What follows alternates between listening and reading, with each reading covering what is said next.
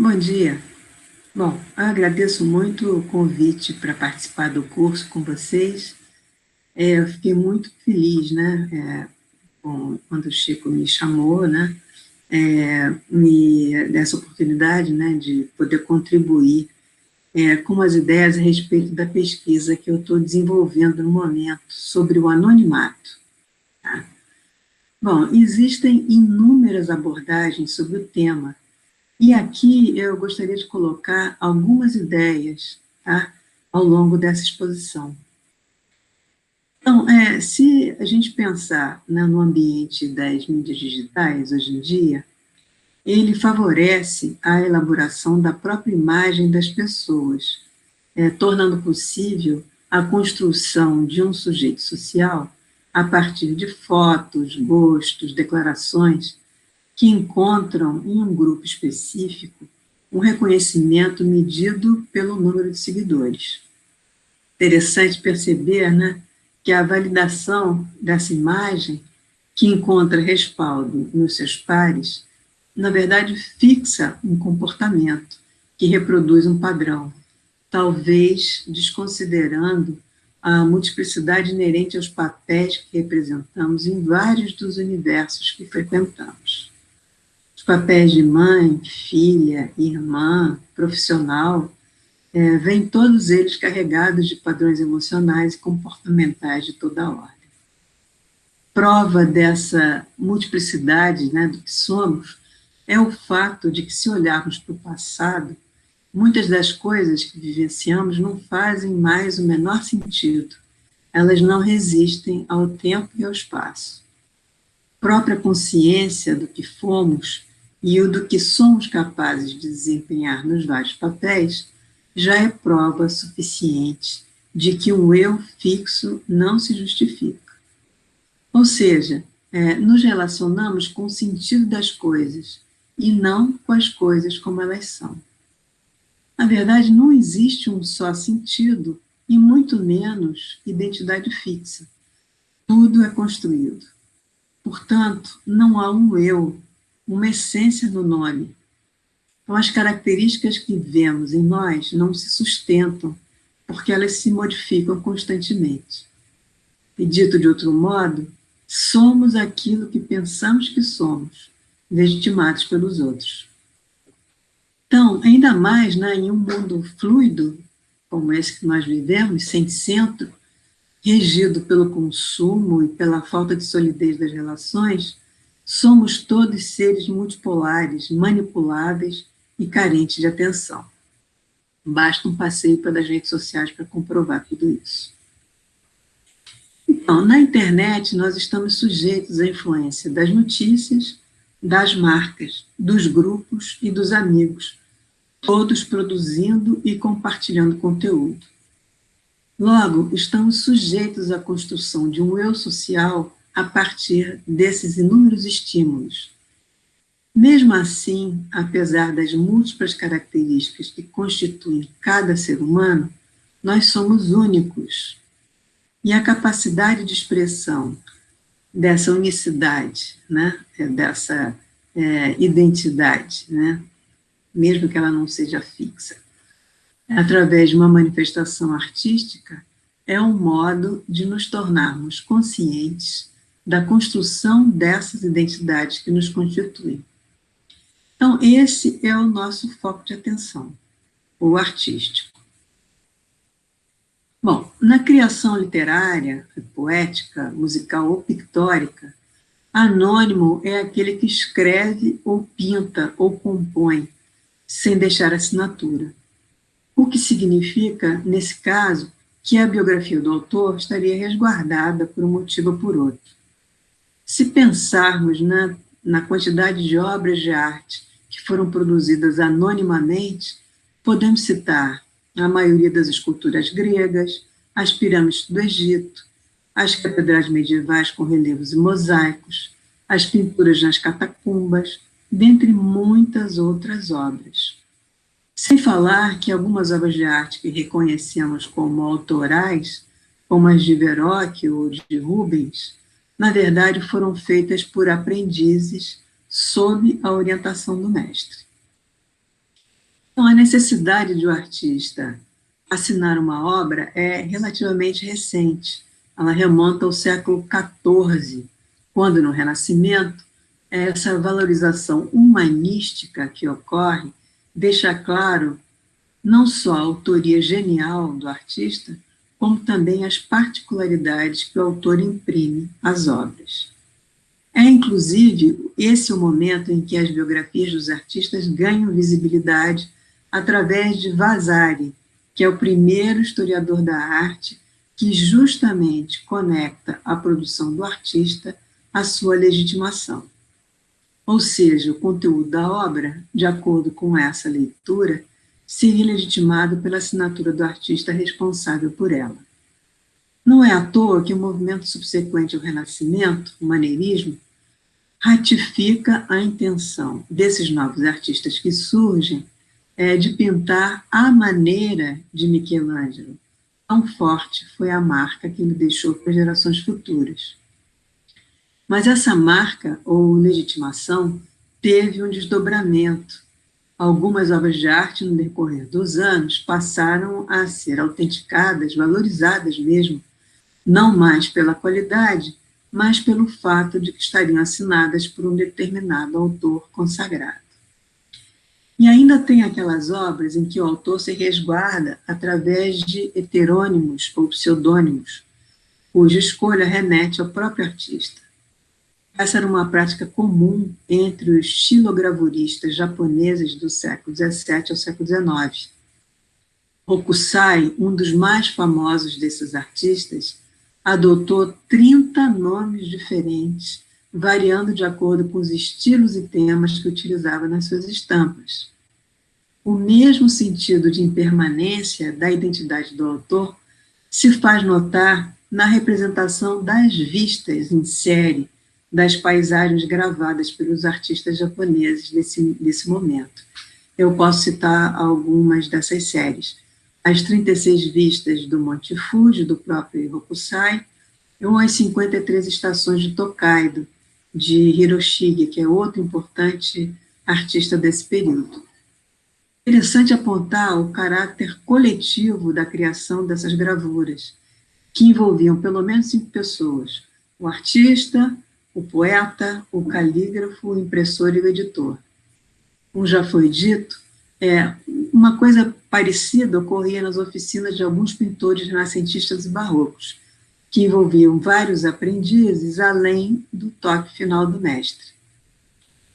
Bom, na poesia ocidental, o melhor exemplo do uso de heterônimos é Fernando Pessoa, que adota os nomes e as biografias de Alberto Caeiro, Ricardo Reis e Álvaro de Campos, inventadas por ele mesmo, relacionando-as a características estilísticas próprias de cada um. Há, inclusive, estudos que comprovam que o Fernando Pessoa adotou pelo menos 70 nomes diferentes ao longo de sua vida. Bom, sobre o tema da autoria, alguns filósofos formularam hipóteses em relação às práticas do discurso verbal que contribuiriam para a construção das chamadas identidades sociais e posições do sujeito. Dentre eles, citamos Roland Barthes, no ensaio A Morte do Autor, de 1967, que percebe a construção textual como um tecido de citações no qual se diluem os autores, onde o sujeito autoral desaparece. Michel Foucault, no ensaio O que é um autor, de 1969, vai além dessa proposta de Barthes, indagando sobre o espaço deixado pelo autor que desaparece, estabelecendo relações históricas e propondo um alter ego desse autor no interior de uma narrativa. George Agamben, no texto Autor como Gesto, de 2007, por sua vez propõe na literatura um espaço no qual o autor não para de desaparecer. Todos os citados delegam ao leitor um papel importante nos textos autorais. Já o catalão Henrique Villamatas questiona em seus textos a posição do escritor que se coloca entre anonimato e fama, de modo irônico, indagando sobre ficção e realidade, ou sobre identidade e falsidade.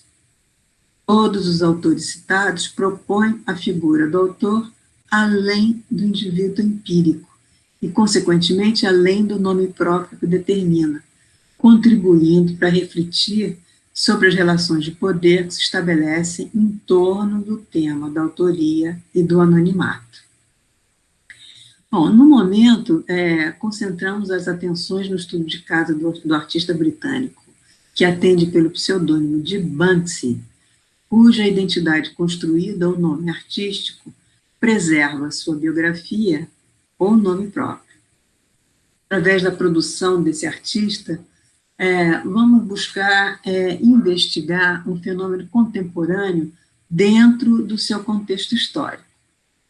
Bom, a paradoxal atuação de Banksy, que flutua entre ficção e realidade, colocando-se contra o sistema, mas inserido no mundo da arte, sendo adepto das redes sociais, mas sem descartar a surpresa ou a ironia na forma como legitima seus atos transgressores em público, nos apresenta um vasto material que permite avaliar sua contribuição nos processos de transformação mais amplos, sejam eles sociais, políticos e culturais.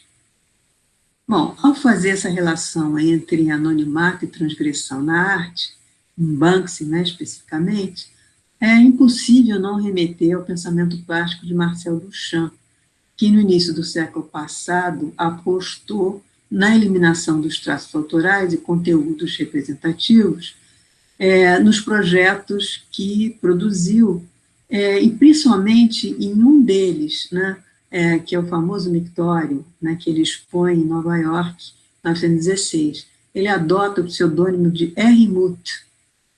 Bom, nesse momento, ele não só está tangenciando as questões do anonimato e da transgressão, como enfatizando o deslocamento do autor para o receptor, para o espectador.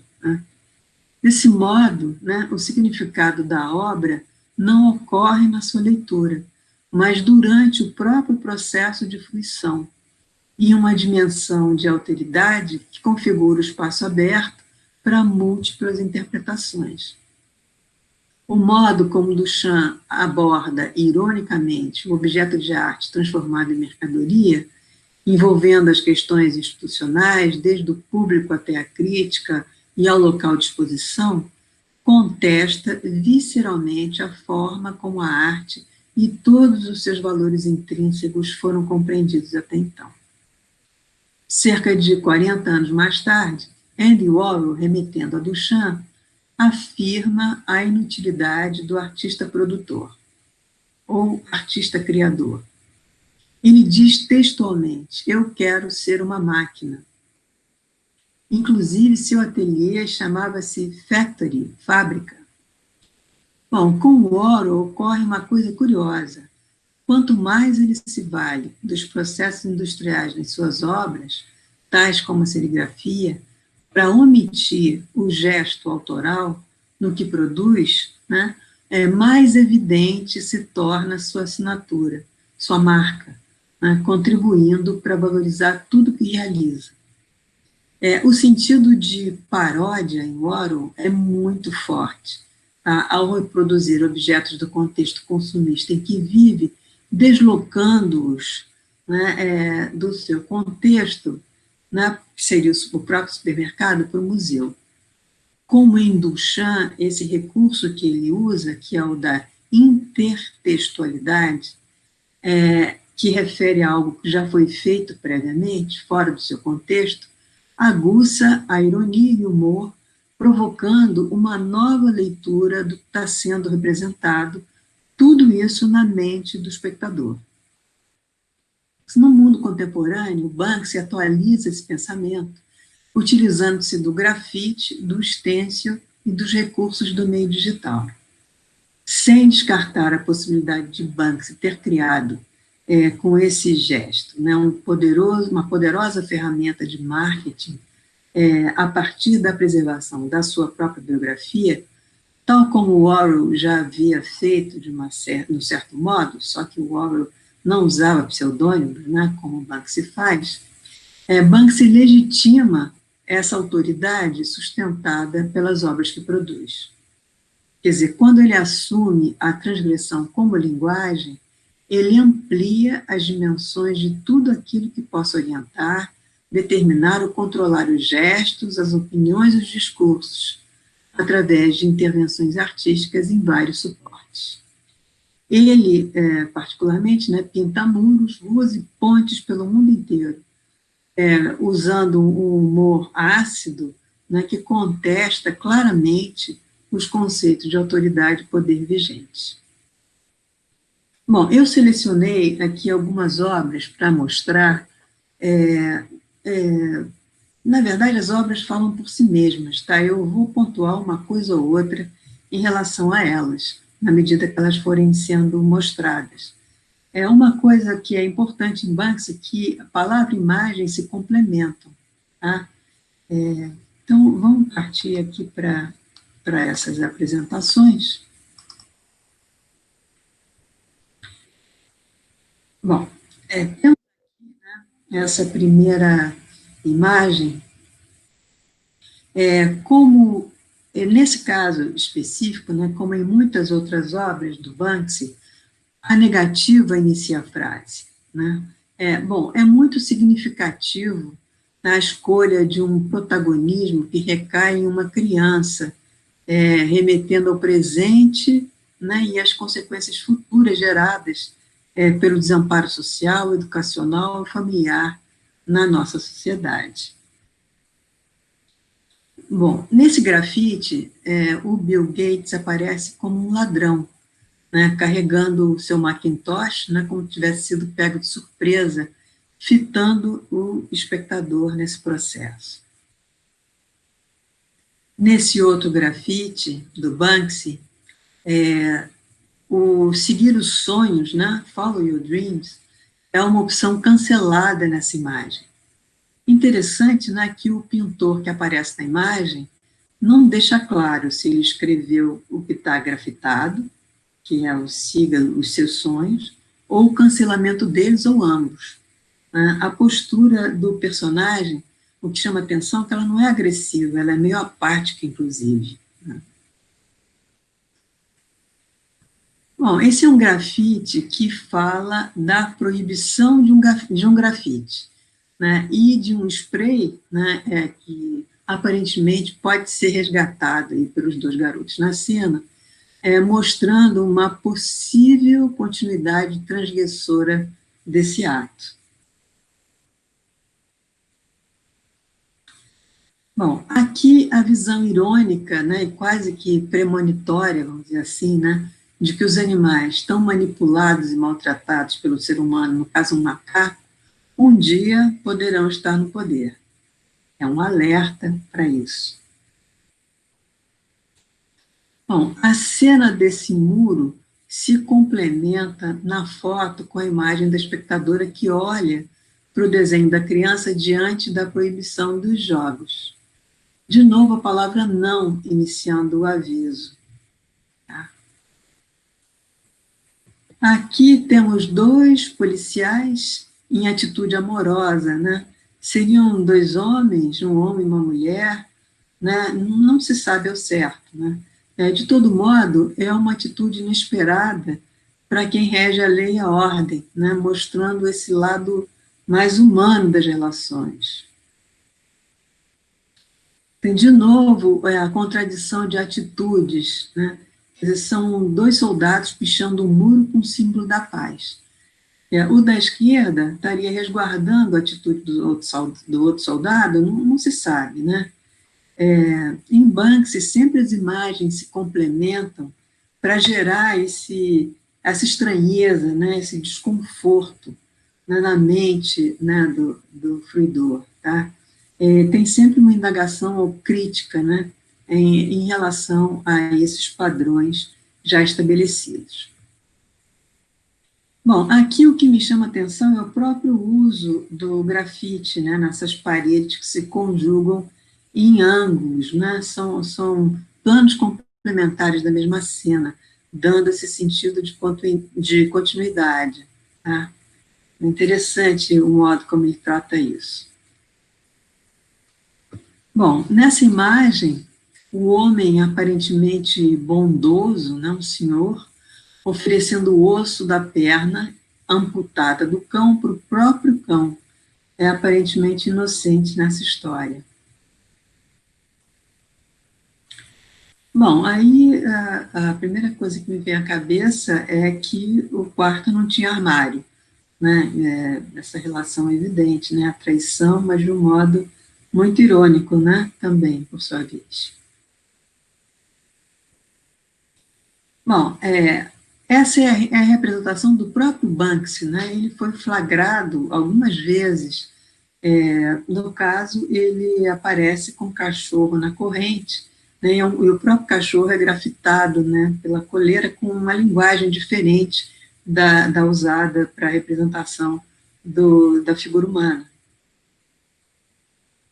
É muito mais simplificado, né, esse cachorro.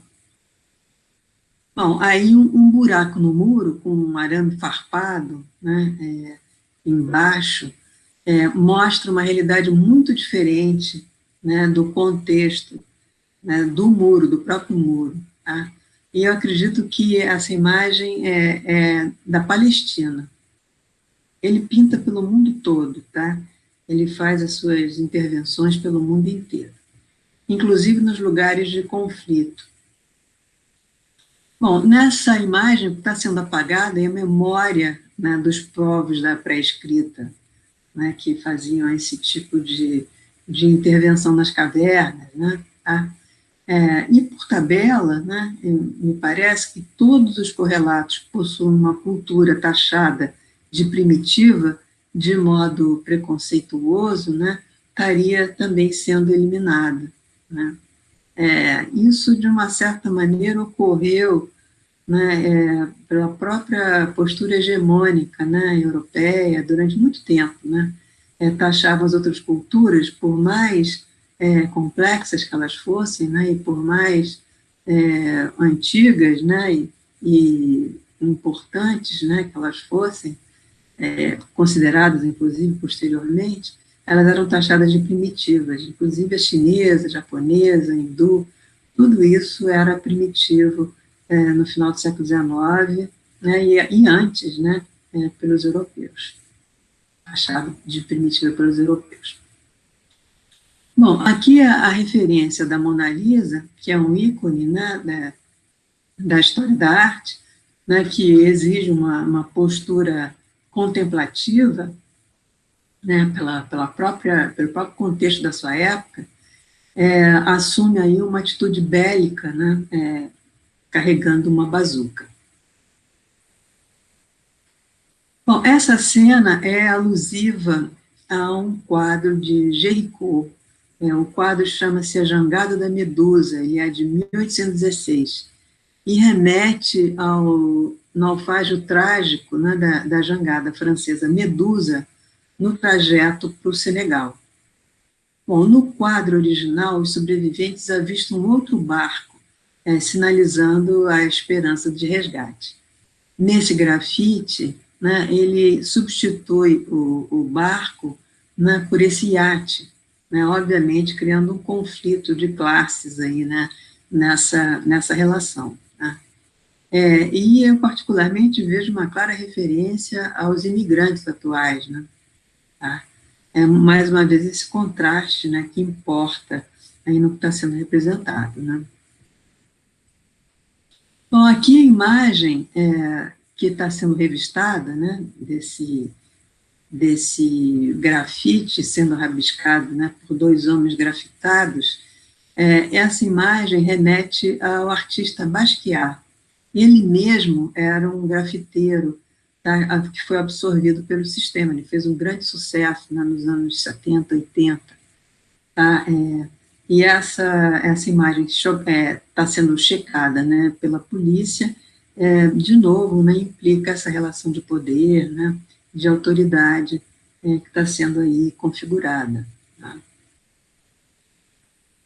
Bom, nesse grafite, no centro, o Banksy usa o recurso da fotografia, né, de uma das, assim, nas imagens mais divulgadas que houve, né, assim, que a gente tem notícia, foi uma jovem queimada, né, pela bomba napalm, né, atirada pelos americanos. Ao lado, né, dois ícones dessa cultura, né, americana, né, do entretenimento, tá? Mais uma vez o contraste impera. Aí, por último, né, não, acho que ainda tem mais uma. Bom, isso aí é alusão ao filme de Quentin Tarantino, chamado Pulp Fiction, né, de 1994. O filme fez um sucesso enorme, né, também, e ele é carregado de violência, de ironia e de humor. Ele trata de dois assassinos profissionais, né, que aqui portariam, né, armas, né, mas esse sentido está sendo esvaziado pelas bananas, né, no lugar dos revólveres. Então, essa, sim, né, é a última das imagens que eu trouxe. É um carro repleto de bonecas de pelúcia que trafegou pelas ruas de Londres, tá? Na verdade, é óbvia a relação, né? Eles representam os animais reais, que muitas vezes nós vemos pelas estradas, né? Que são encerrados e levados para o consumo.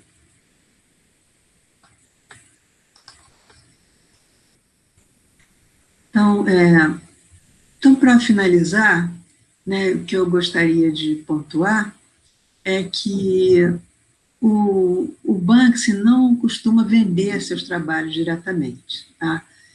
Alguns leiloeiros de arte tentaram vender os seus grafites nos mesmos locais em que foram feitos, deixando um problema de como remover o desenho nas mãos dos compradores. Tá? Isso não era problema deles. Mas, na verdade, tudo que diz respeito a Banksy é permeado de situações esdrúxulas, né?